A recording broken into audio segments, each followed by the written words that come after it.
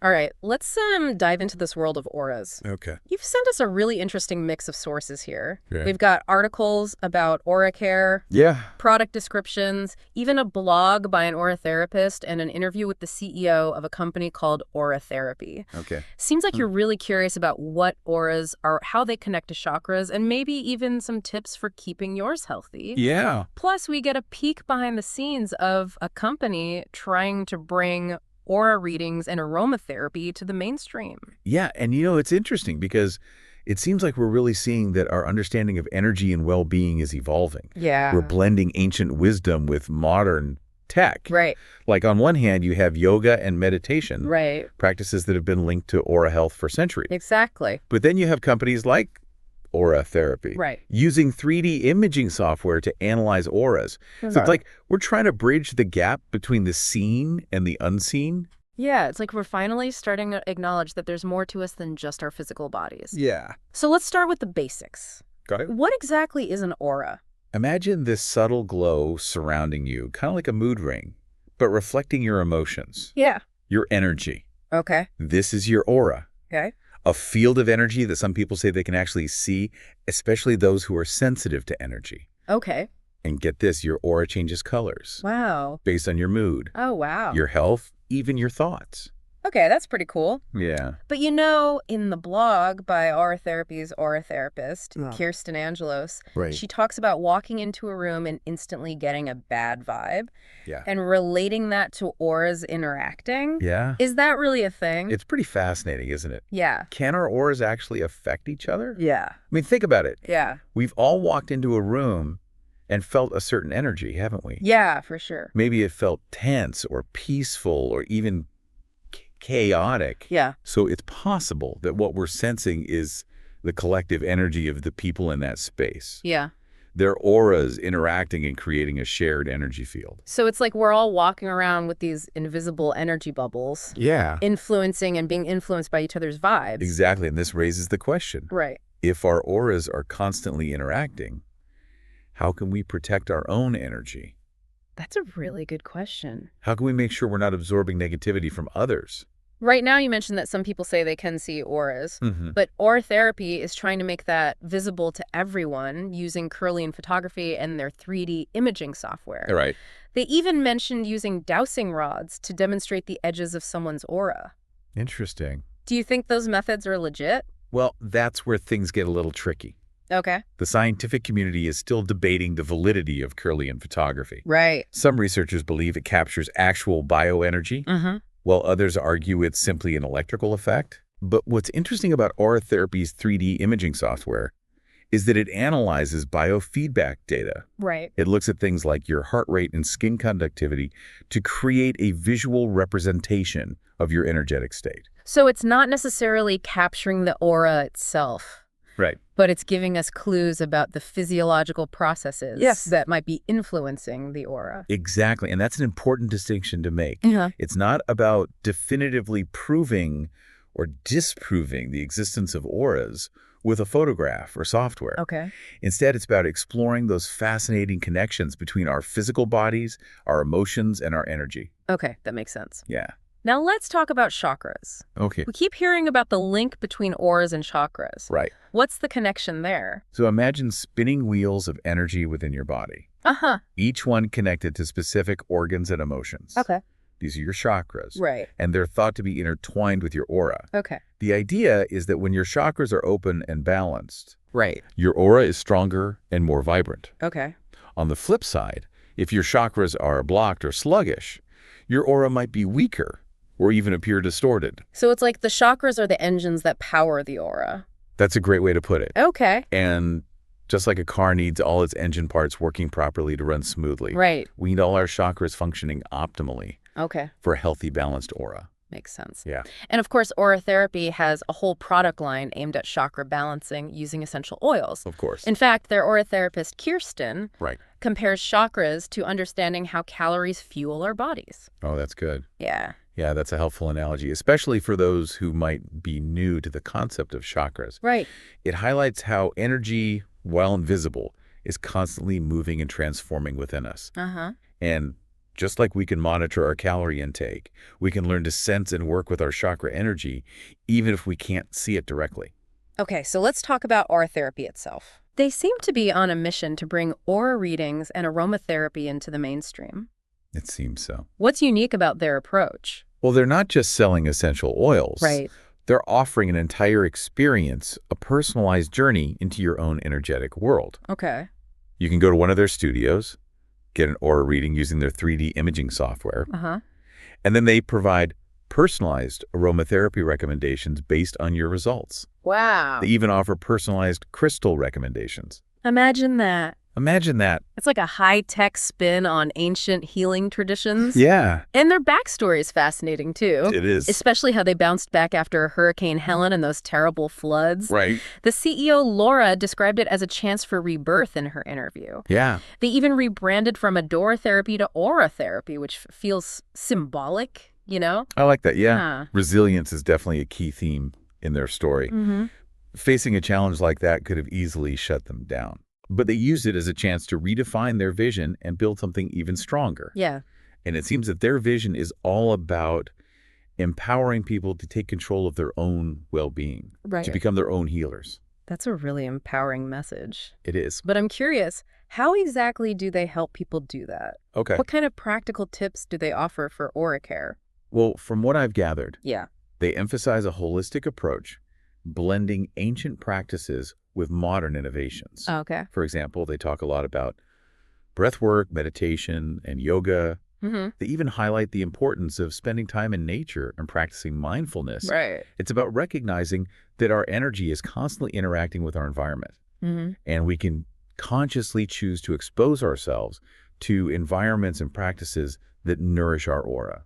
That makes sense, and I noticed that breathwork is consistently highlighted as a super simple yet powerful tool for clearing the aura. In fact, one article even claims that disturbances in the aura can eventually lead to physical illness.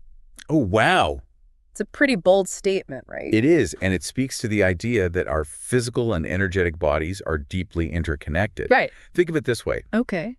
Just as stress and negative emotions can weaken our immune system, they can also impact the strength and vibrancy of our aura. Right.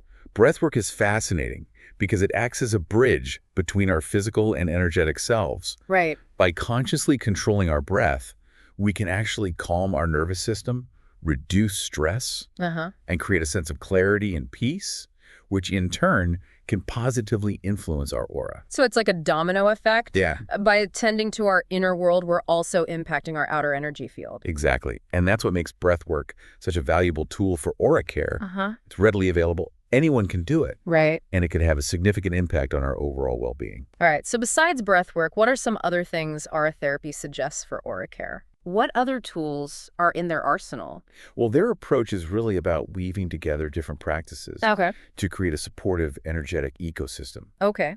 They talk about things like yoga, meditation, Reiki, even something as simple as going for a walk or a run. Okay. What's interesting is they also highlight the aura's responsiveness to sound. Right. They mentioned using singing bells and even the human voice in specific practices. Oh, that reminds me, in one of the blog posts, they list a whole range of practices being an aura's best friend. Yeah. Things like acupuncture, tai chi, even color therapy and gem therapy. That's a great point, and it speaks to the idea that our energy field is constantly interacting with and responding to the vibrations around us. Right. Think about how certain sounds can soothe you, or how certain colors can evoke specific emotions. Yeah. Auratherapy seems to be suggesting that by consciously choosing to surround ourselves with positive vibrations, whether through sound, color, or even the energy of certain crystals, we can actively support the health and vibrancy of our aura. Okay, so we've talked about the basics of auras, chakras, and some general aura care tips. Yeah. Now let's dive into how Auratherapy specifically uses aromatherapy to support all of this. Okay. They seem to be pretty passionate about their products. They do. Especially their aroma perfumes. Yeah, they've got a whole range of products, from aroma perfumes and room sprays to chakra-specific blends. They're big on using high-quality organic essential oils. Right.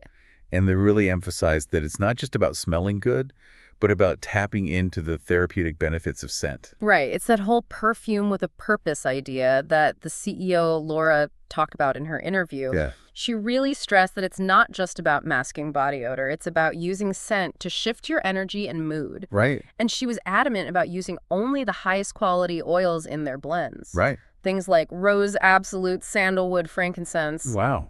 No cutting corners. That's great. It's interesting how they're positioning scent as more than just a superficial thing. Yeah. They're suggesting that it can actually be a powerful tool for self-care and energetic well-being. For sure. Think about it.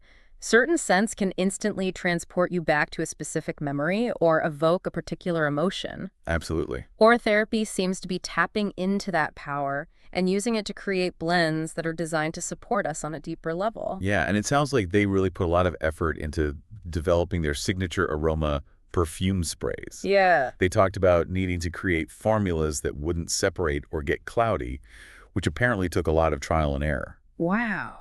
Sounds like they're really committed to quality and innovation. Yeah. They could have easily settled for a less than perfect product, but they were determined to create something truly exceptional. And it sounds like they succeeded.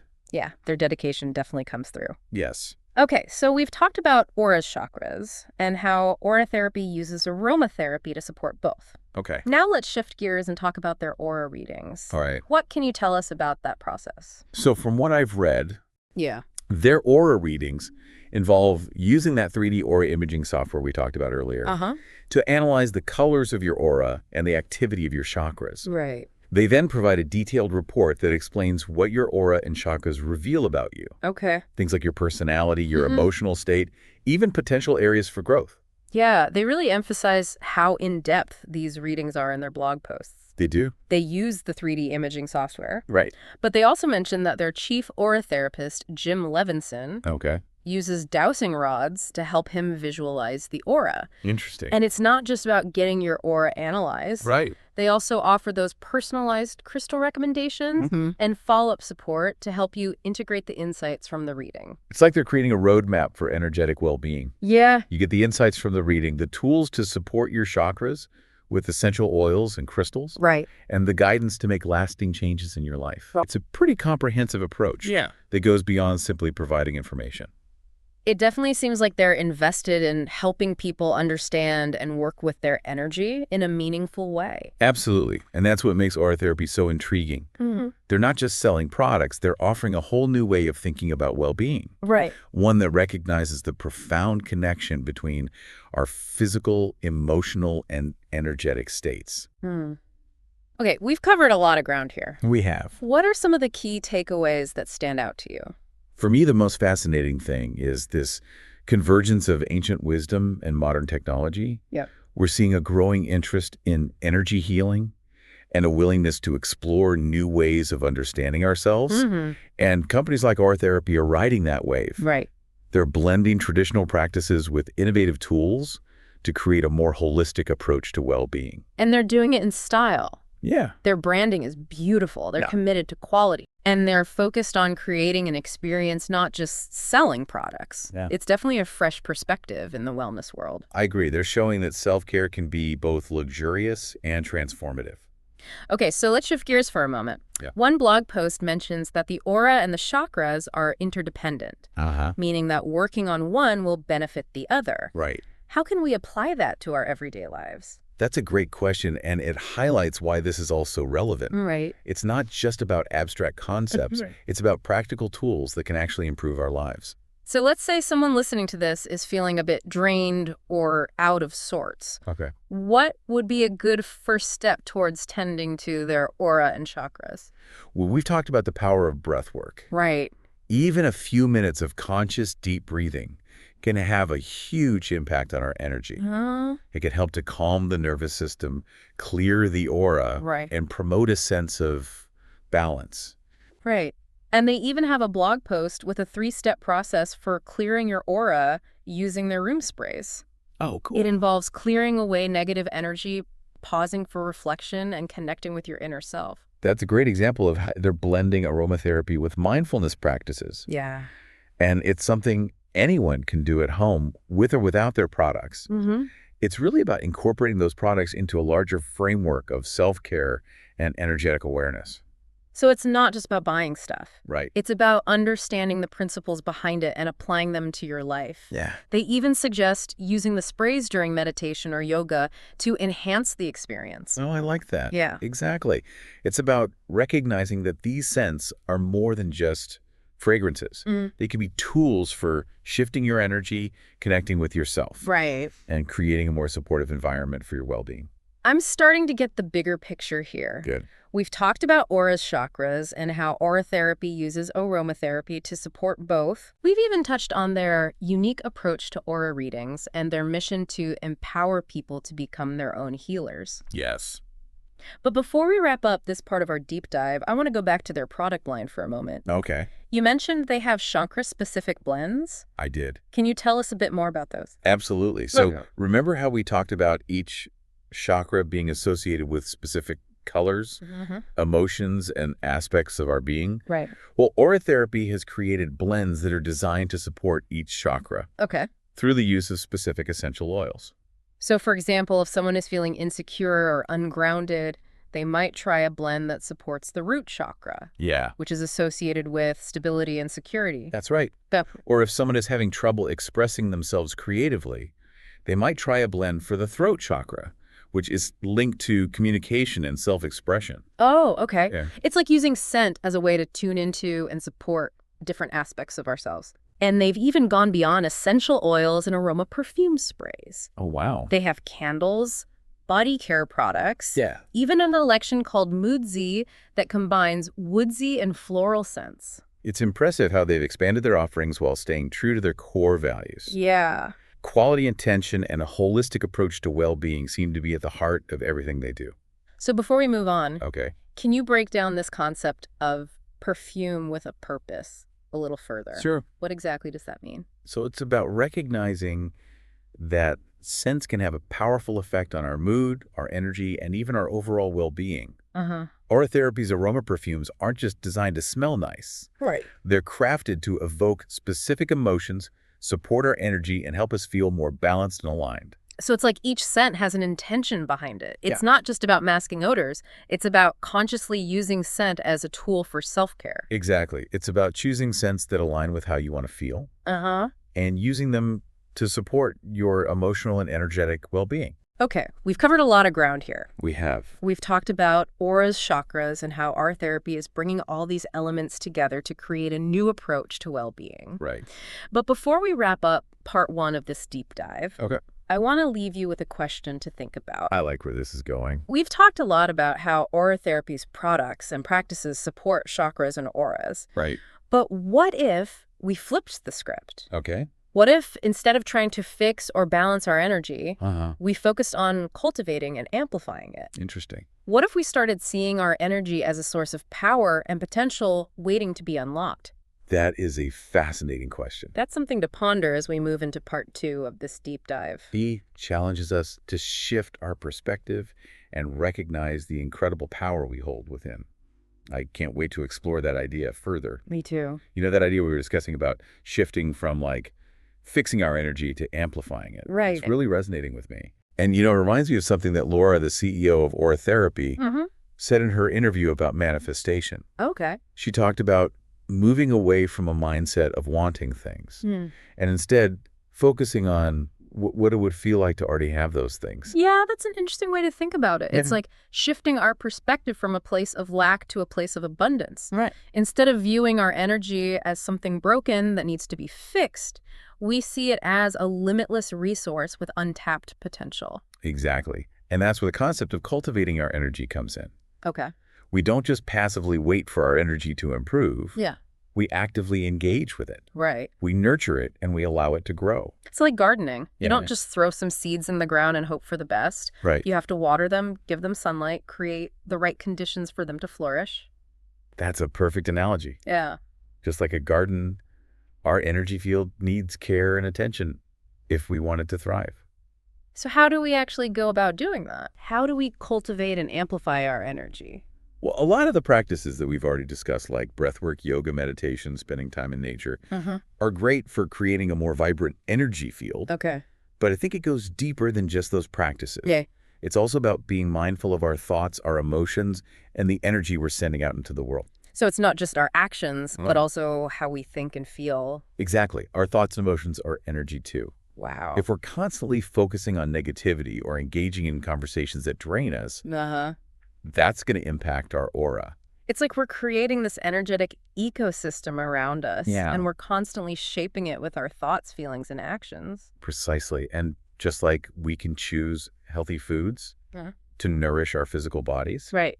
we can also be mindful of the energy we allow into our space to nourish our aura. So being intentional about who we spend time with, what we watch or listen to, and even the thoughts we entertain, it's all part of cultivating a healthy energy field.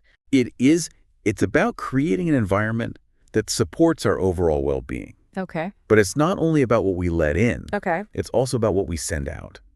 So our actions and intentions matter. Absolutely. When we act with kindness, compassion, and authenticity, we're radiating positive energy out into the world. And what's fascinating is that energy tends to come back to us, creating this positive feedback loop. It's like the idea of karma. Yeah. What goes around comes around, but on an energetic level. That's a good way to think about it. Yeah. It's about recognizing that we're not just victims of our circumstances. Right. We're active creators of our reality. Right. And that includes our energetic reality. I love that. Yeah. It's empowering to know that we have the power to shape our energy and influence the energy around us. It is. And that brings us back to Auratherapy's mission of helping people become their own healers. Right. They're not just offering products and services. They're providing tools and knowledge that can help us unlock our innate ability to heal and thrive. It's like they're giving us the keys to our own energetic potential. Exactly. It's about recognizing that we have everything we need within us to live a vibrant and fulfilling life.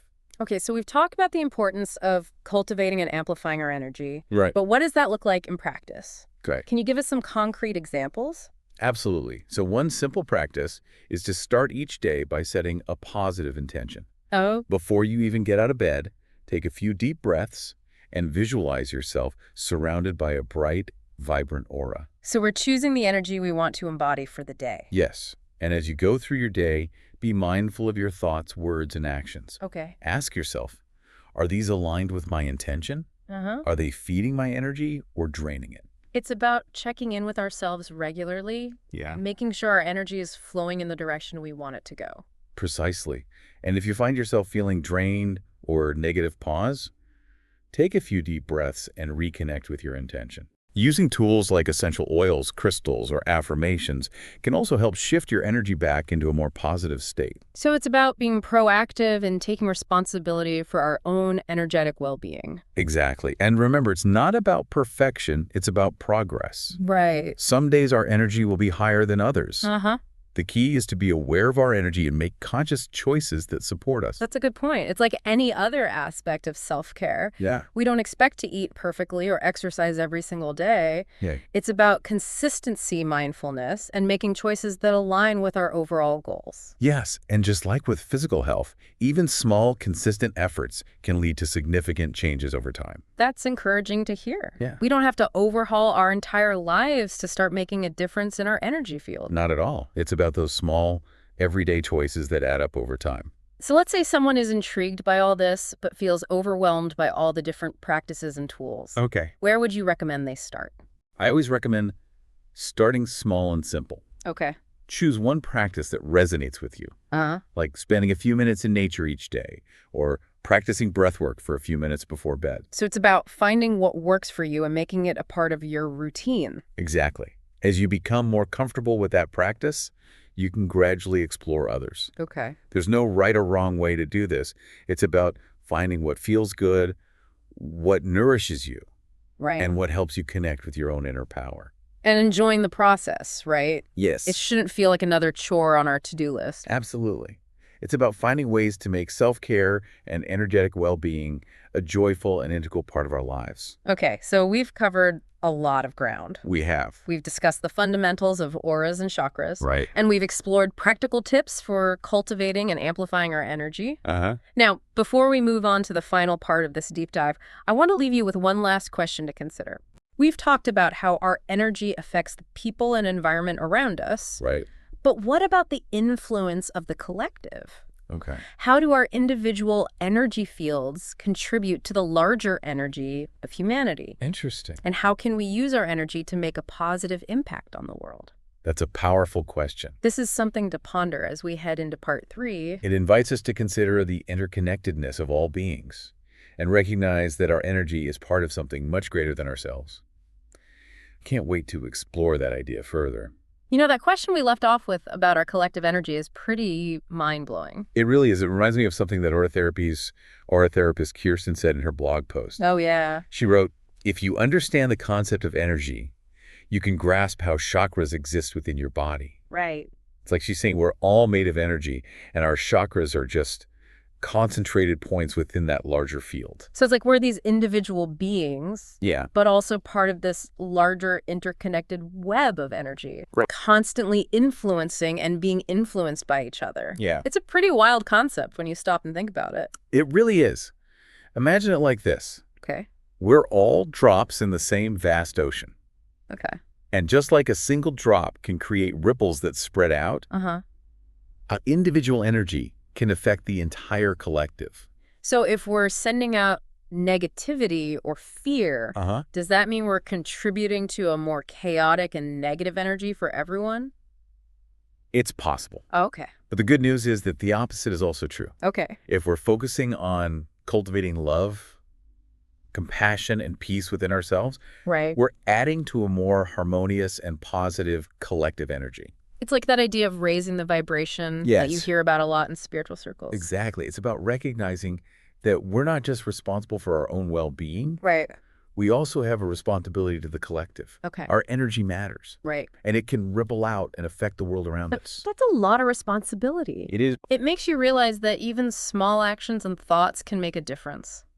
They really can. Every thought, every emotion, every action has a ripple effect. Wow. We're not just isolated individuals. Right. We're part of something much larger than ourselves. Okay, so how do we actually put this into practice? Okay. How can we use our energy to make the world a better place? Well, it starts with ourselves Okay. by focusing on inner peace, love, and compassion. Huh.